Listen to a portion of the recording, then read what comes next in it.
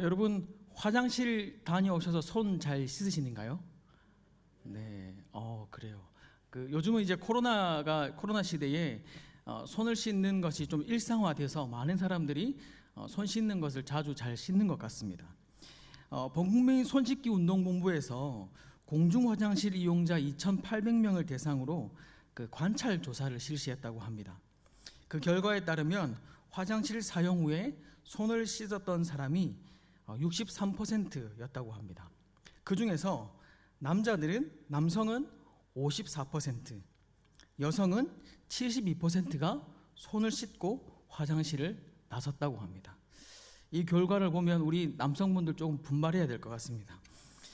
그런데 재미있는 것은 사람이 있을 때와 없을 때 이 손 씻는 비율이 달랐다는 것입니다. 이 여성은 사람이 있을 때 78%가 손을 씻었고요, 사람이 없을 때 63%가 손을 씻었다고 합니다. 남성은 사람이 있을 때 69%가 손을 씻었고요, 사람이 없을 때 무려 36%로 떨어졌습니다. 네. 남성, 여성 모두 할 것 없이 사람이 있을 때와 없을 때 이 손 씻는 비율이 현저하게 많이 떨어진 것을 알 수가 있습니다. 심지어 이 남성은 3명 중에 2명은 사람이 없으면 손을 씻지 않고 화장실을 나선다는 거예요. 그래서 이 결과를 보고 계명대학교에서 남학생만 157명을 대상으로 화장실을 사용한 후에 당신은 손을 씻습니까? 라고 남학생의 대상으로 물었습니다. 그런데 94%가 손을 씻습니다 라고 대답을 했다고 합니다. 나머지 6%는 왜 안 씻는지 도무지 모르겠지만 어쨌든 이 94%가 나는 손을 씻습니다 라고 대답을 했다고 합니다. 그래서 진짜 이 94% 나머지 사람들이 손을 씻느냐, 그것을 알기 위해서 이 몰래 카메라로 따라가서 관찰 조사를 했다고 합니다. 그 결과 과연 얼마나 손을 씻었을까요? 안타깝게도 17%에 불과했습니다. 여러분들, 오늘부터 이 남자들이 손으로 먹여줄 때 꼭 손을 씻었는지 물어보시고 받아드시길 바랍니다. 우리가 이런 실험을 통해서 생각해 볼 수가 있는 것은 우리가 누군가의 시선에, 그러니까 내가 보이는 외적인 것에 아주 민감하게 반응하며 살아가고 있다는 겁니다. 사람들이 나를 어떻게 볼까? 사람들이 나를 어떤 모습으로 바라볼까? 나는 어떠한 모습으로 사람들에게 보여질까? 이런 겉모습에 관심이 많다는 거예요. 그런데 오늘 우리가 읽었던 이 성경에 보니까 이 보여지는 모습, 그러니까 이 겉모습, 겉사람은 어떻게 된다 말씀합니까? 낡아진다 라고 말씀합니다. 우리 16절 말씀 다 같이 한번 읽어보도록 하겠습니다. 시작. 그러므로 우리가 낙심하지 아니하노니 우리의 겉사람은 낡아지나 우리의 속사람은 날로 새로워지도다. 아멘. 이 겉사람이라는 표현은 의미는 흙으로 돌아갈 수밖에 없는 제한적인 인간의 상태를 뜻하는 표현입니다. 그렇게 남들로부터 잘 보이고 싶은 내 모습, 내 겉사람은 흙으로 돌아가는 것에 불과하다는 것입니다. 또 흙으로 돌아갈 이 존재, 이 겉사람은 낡아진다라고 말씀합니다. 우리가 그렇게 남에게 잘 보이려고 신경을 쓰고 또 여러 가지 모습으로 치장하는 내 모습, 저희 집에 있는 아내가 어떤 특별한 모임에 나갈 때 보니까 이렇게 화장을 하는 모습을 보니까요, 이 화장이 분장을 넘어서 거의 창조에 가까운 그런 역사에 가깝더라고요. 보니까 이 없었던 코가 솟아나고 이렇게 턱이 깎이는 역사가 화장으로 일어나더라고요. 하지만 그렇게 예쁘게 화장을 해도 오늘 성경에서는 겉사람은 어떻게 된다 말씀합니까? 낡아진다라고 말씀합니다. 그래서인지 이 인간의 이 낡아지는 것을 어떻게 해서든 극복하기 위해서 안간 힘을 다 쓰고 살아가는 것 같습니다. 한 번은 제가 아내에게 립스틱을 선물해 주기 위해서 백화점에 갔습니다. 갔는데 제 눈에는 다 빨간색인데 빨간색의 종류가 어찌나 그렇게 많은지, 여러분, 빨간색에 딥 레드, 버건디 레드, 오렌지 레드, 핑크 레드, 트루 레드, 언제부터 이런 빨간색이 이렇게 많았는지 제 눈에는 그냥 다 빨간색으로 보이는 거예요. 자칫 잘못했다가는 안 쓰는 다른 빨간색을 사주면 오히려 그것도 모르냐 이렇게 욕을 들을 만한 그런 이 사이즈가 나오더라고요. 여러분, 우리가 이렇게 구분할 수 없는 빨간색으로 발라도 결국 오늘 성경에서는 그 겉모습은 어떻게 된다 말씀합니까? 낡아진다라고 말씀하고 있습니다. 여러분, 제가 몇 살처럼 보이십니까? 우리 성도님들은 저를 되게 이렇게 젊게 봐주시더라고요. 물론 제가 젊기는 젊습니다. 젊기는 젊은데 이렇게 감사하게도 90년생으로 이렇게 20대로 이렇게 봐주시는 분들이 있더라고요. 이렇게 비웃으신 제가 올해 35입니다. 예, 감사합니다. 이런 반응, 예, 좋습니다. 예, 아우, 감사합니다. 예, 그렇죠. 제가 그래서 성도님들이 이렇게 물어봐요. 조연사님, 35이에요? 동안이시네요. 이렇게 말하면 제가 그렇게 얘기하죠. 집안의 내력입니다. 예, 저희 집이 대대로 이렇게 동안입니다. 이렇게 말씀드리곤 합니다. 그런데 여러분, 제가 이 동안인 게 얼마까지 가겠습니까? 성경은 아무리 동안이라도 낡아진다, 겉사람은 낡아진다 라고 말합니다. 이 낡아진다는 이 단어는요, 계속과 반복적인 형태로 나타내는 현재 진행형으로 쓰여 있습니다. 그래서 이 겉사람의 낡아짐은 잠시도 멈추지 않고 지속적으로 진행된다는 거예요. 인간이 아무리 운동을 열심히 하고 꾸준히 관리하고 영양제를 먹고 비타민을 먹어도 노화의 시간을 조금은 늦출 수 있을지 몰라도 육체의 쇠약함은 막을 수 없다는 것입니다. 세월 앞에 장사 없다, 그런 말이 틀린 말이 아닌 것이죠. 결국 이 겉사람은 흙으로 돌아갈 수밖에 없는 제한적인 존재라는 것입니다. 제가 우리 교회 전화교회 성도님들을 보니까 하나님께서 한 땀 한 땀 손수 이렇게 창조하셨는지 다들 이게 미모가 출중하시더라고요. 그런데 여러분, 아무리 예쁘고 김태희처럼 예쁘다 할지라도 결국 흙으로 돌아가는 존재들입니다. 조금 통통하신 분들은 흙이 조금 많을 뿐이고, 조금 마르신 분들은 흙이 조금 적을 뿐이지, 결국은 우리 모두는 다 흙으로 돌아가는 겉사람에 불과한 것이죠. 그런데 그렇게 열심히 우리가 이 땅에서 살아갔건만 그냥 그저 아무런 성과도 없이 흙으로 돌아간다 라고 생각하면, 흙으로 돌아가고 끝나버린다 라고 생각해버리면 얼마나 우리의 인생이 절망이고 낙심이 되겠습니까? 그런데 오늘 성경에서는 낙심하지 않는 이유에 대해서 말씀하고 있습니다. 우리 본문 16절 말씀 다시 한 번 더 읽어보도록 하겠습니다. 16절입니다. 시작.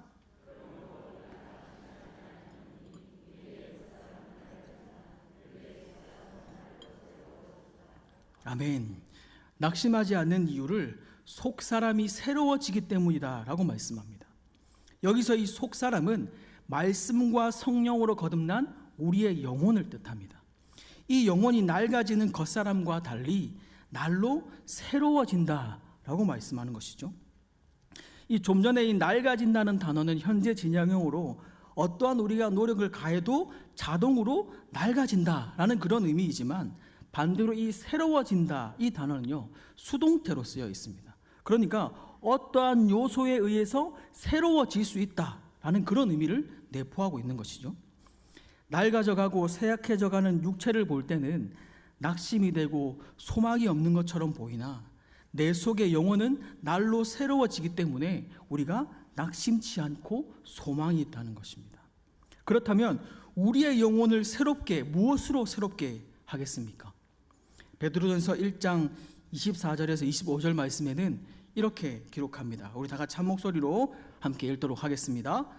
그러므로 모든 육체는 풀과 같고 그 모든 영광은 풀의 꽃과 같으니 풀은 마르고 꽃은 떨어지되 오직 주의 말씀은 세세토록 있도다 하였으니 너희에게 전한 복음이 곧 이 말씀이니라. 아멘.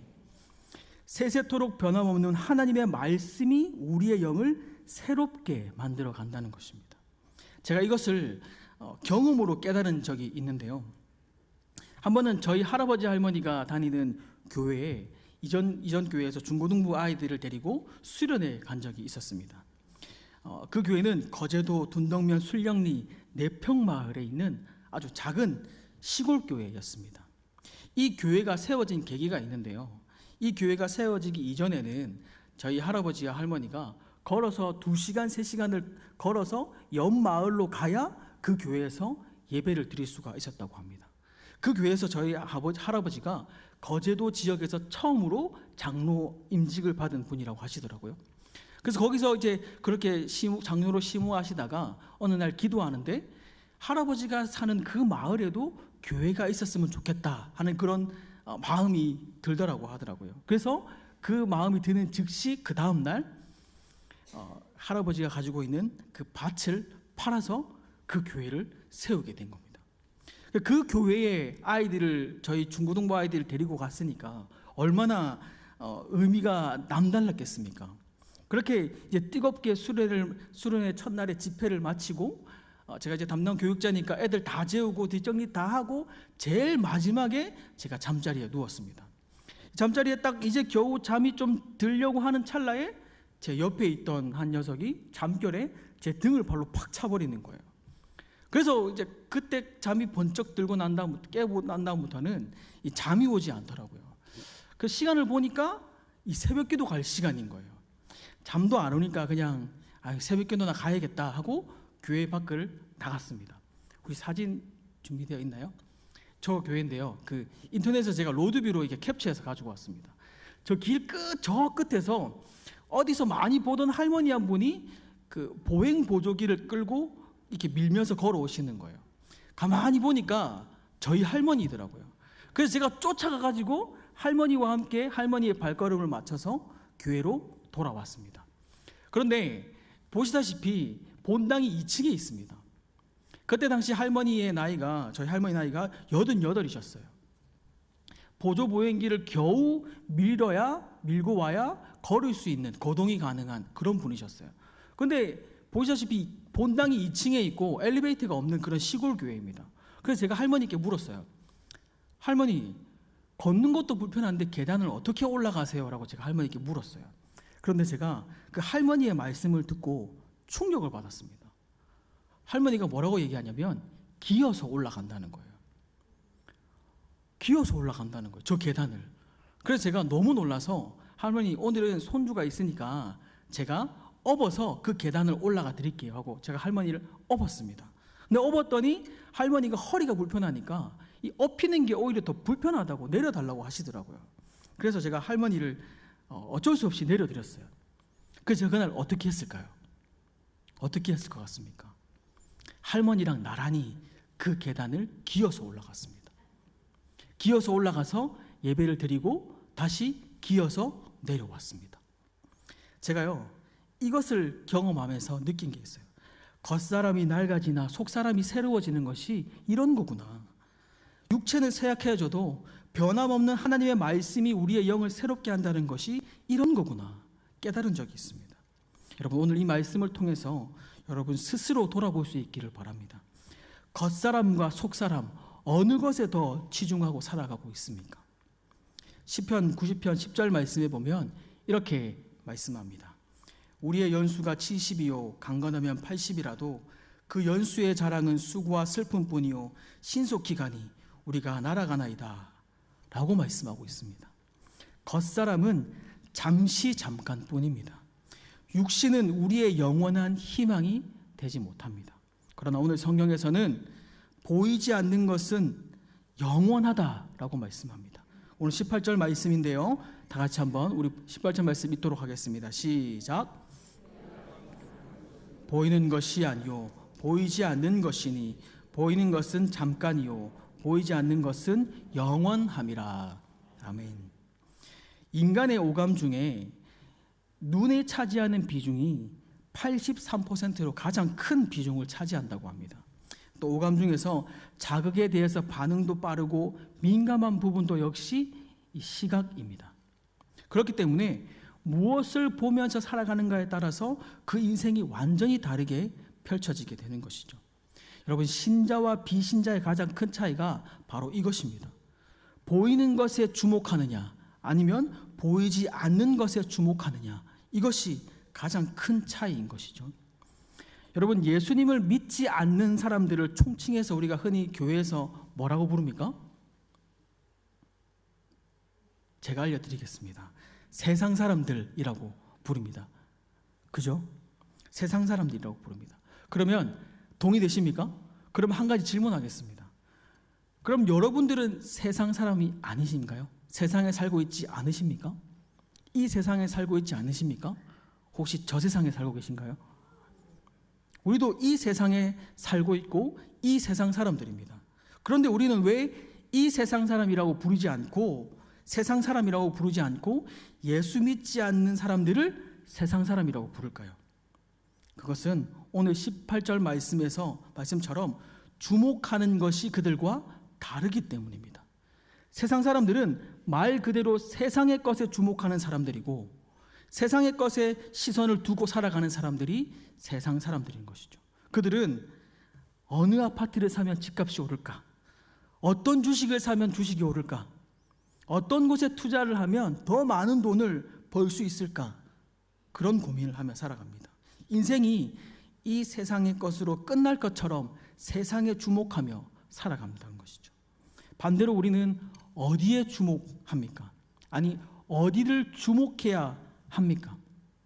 이 세상, 이 땅이 아니라 저 천국을 소망하며 천국을 주목하여 바라보는 살아가는 우리는 세상 사람들이 아니라 하나님의 사람들이며 하나님의 백성인 줄 믿습니다. 그런데 문제는 오늘날 이 하나님의 백성들이 하나님의 사람들이 세상 사람들처럼 우리의 시선을 빼앗기며 살아간다는 것이 문제인 것이죠. 제가 볼 때 우리들에게 생기는 대부분의 문제는 여기에서 오는 것 같습니다. 교회 봉사를 열심히 하고 안 알아주면 왜 삐집니까? 사람들이 자기에게 주목하기를 원하기 때문입니다. 낙심하는 성도들을 대부분 보면 말씀의 은혜가 안 돼서 기도가 안 돼서 낙심하는 성도들은 거의 제가 본 적이 없습니다. 대부분 땅의 것을 누리지 못하거나 가지지 못할 때 낙심하는 경우가 많습니다. 왜 교회가 세상과 구별되지 못합니까? 보이지 않는 것을 추구해야 할 이 교회가 보이는 것, 이 땅의 것에 주목하니까 구별되지 못하는 것입니다. 물론 이 땅에 발을 딛고 살아가는 연약한 육신을 가진 저와 여러분들은 연약한 존재이기 때문에 때로는 보이는 것에 의해서 흔들릴 수가 있습니다. 그래서 오늘 성경에서는 주목이라는 단어를 쓰고 있습니다. 이 주목이라는 단어는 성경 원어에 보면 표대, 표적 이런 단어에서 파생된 단어입니다. 그러니까 이 주목이라는 단어는 표적을 향해 시선을 고정하다, 표대를 주시하다 이런 뜻을 가지고 있는 것입니다.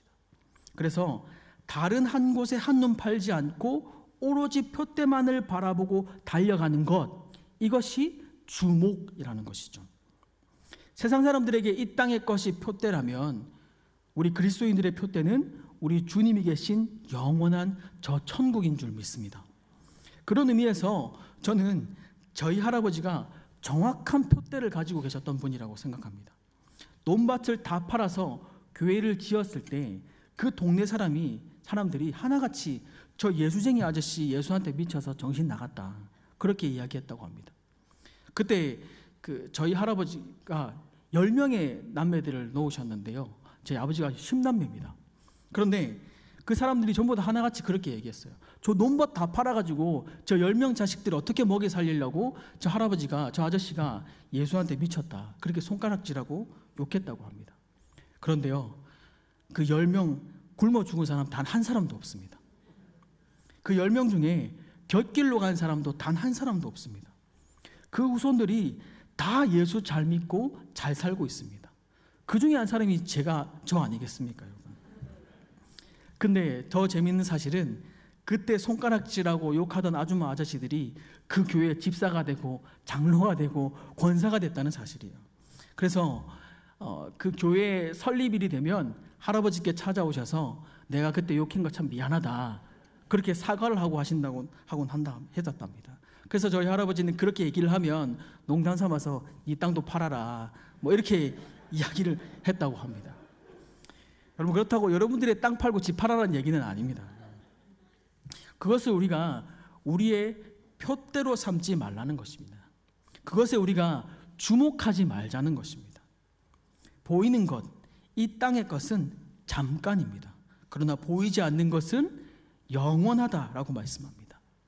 오늘 18절 말씀에 등장한 이 잠깐이라는 이 단어는요, 원어에 보면 일시적이다, 순간적이다, 이런 의미를 가진 단어입니다. 그에 반해서 이 영원함이라는 이 단어는 시작도 없고 끝도 없다, 그러니까 영원한 무한대라는 거예요. 그런 의미를 가진 것이 이 영원함이라는 것입니다. 여러분, 잠시 잠깐 일시적으로 순간적으로 사라질 것에 투자하시겠습니까? 아니면 영원한 것에 투자하며 살아가겠습니까? 영원한 하나님 나라에 우리가 소망을 두며 살아가기를 소망합니다. 하나님 나라에 소망을 둠으로 환난과 낙심이 우리 가운데 찾아온다 할지라도 주님 오시는 그날까지 저 천국을 소망하며 승리하는 믿음의 성도가 될 수 있기를 주님의 이름으로 축복합니다. 아멘. 기도하겠습니다.